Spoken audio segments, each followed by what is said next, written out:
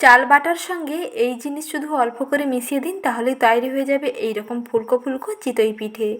শীতের স্পেশাল এই রকম ফুলকো চিতই পিঠে খেতে কিন্তু সবারই কম বেশি ভালো লাগে। শুধু চালের সঙ্গে এই অল্প জিনিসটা মিশিয়ে দেখুন, পিঠে একেবারে এই রকম ফুলকো হবে এবং পারফেক্ট হবে। যেমন ফুলকো হবে তেমন নরম তুলতুলে হবে, আর প্রতিটি পিঠে এই রকম পারফেক্ট হবে। কেমনভাবে বানাচ্ছি রেসিপিটি দেখে নিন। প্রথমে দেখুন এখানে নিয়ে নিচ্ছি আতপ চাল। আতপ চালের বদলে সেদ্ধ চাল দিয়েও বানাতে পারেন। আতপ চাল দিয়ে বানালে পিঠেটা সাদা ধপধপে হয় আর অনেকটা বেশ নরম তুলতুলেও হয়। তার জন্য এখানে আতপ চাল দিয়ে বানাচ্ছি। আতপ চালের বদলে কিন্তু সেদ্ধ চাল দিয়েও বানাতে পারেন। প্রথমে আতপ চালগুলোকে জল দিয়ে ভিজিয়ে রেখে দিচ্ছি 4 থেকে 5 ঘন্টা।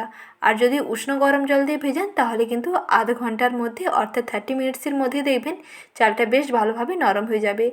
হাতে সময় কম থাকলে গরম জল দিয়ে ভিজিয়ে রাখতে পারেন, আর যদি সময় থাকে তাহলে এরকম নর্মাল জল দিয়ে ভিজিয়ে 4 থেকে 5 ঘন্টা রেখে দিন।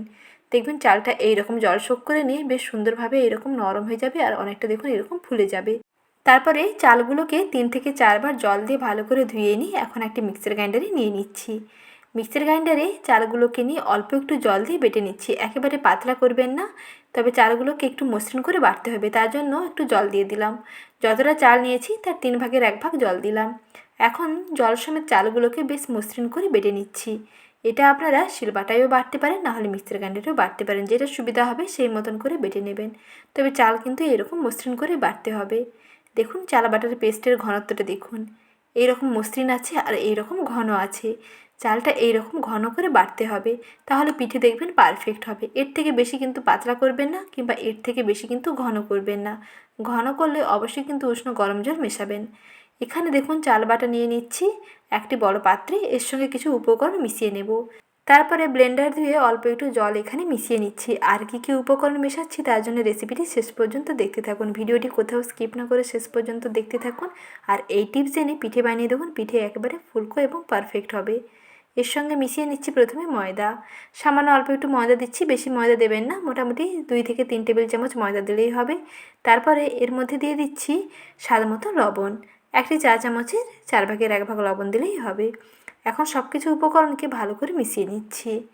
প্রথমে এইরকম একটা স্প্যাচুলা দিয়ে মিশিয়ে নিচ্ছি। তারপরে দেখুন এর মধ্যে কিন্তু ময়দাটা এখনও ভালো করে মিশিয়ে নিই।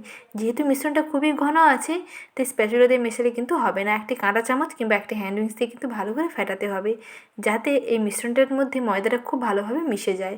আর মিশ্রণের ঘনত্বটা দেখুন, এটা যত ফেটাবেন এই মিশ্রণটা কিন্তু আগে থেকে তত পাতলা হয়ে যাবে।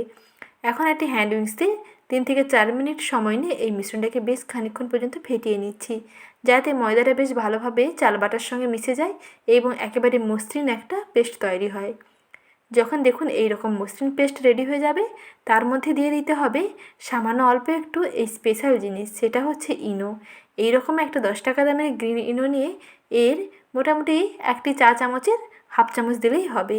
হাফ চামচ এর সঙ্গে মিশিয়ে দিন, তাহলেই দেখবেন পিঠে একেবারে ফুলকো হচ্ছে। প্রতিটি পিঠে প্যান থেকে খুব সুন্দরভাবে ছেড়ে যাবে। ননস্টিকের কড়াই ছাড়াও যে কোনো কড়াইতে আপনি এইরকম পারফেক্ট চিতই পিঠে বানাতে পারবেন, শুধু একটু ইনো মিশিয়ে দিন, তাহলেই দেখবেন প্রতিটা পিঠে একেবারে ফুলকো হচ্ছে এবং কড়াই থেকে অনায়াসে ছেড়ে যাচ্ছে। সব কিছু উপকরণ ভালো করে মিশিয়ে নিয়েছি, ব্যাটার একেবারে রেডি। পিঠে তৈরির জন্য ব্যাটারের ঘনত্বটা দেখিয়ে দিচ্ছি দেখুন। ব্যাটার এই রকম ঘনত্বের হবে। এর থেকে বেশি পাতলা করবেন না, বা এর থেকে কিন্তু বেশি ঘনও করবেন না। এই রকম ঘনত্বের ব্যাটারটা তৈরি করতে হবে। ব্যাটার একেবারে রেডি। এখন পিঠে তৈরি করে নিচ্ছি। পিঠে তৈরির জন্য একটি কড়াই গ্যাস ওভেনের মধ্যে বসিয়ে কড়াইটাকে বেশ ভালো করে প্রথমে গরম করে নিয়েছি।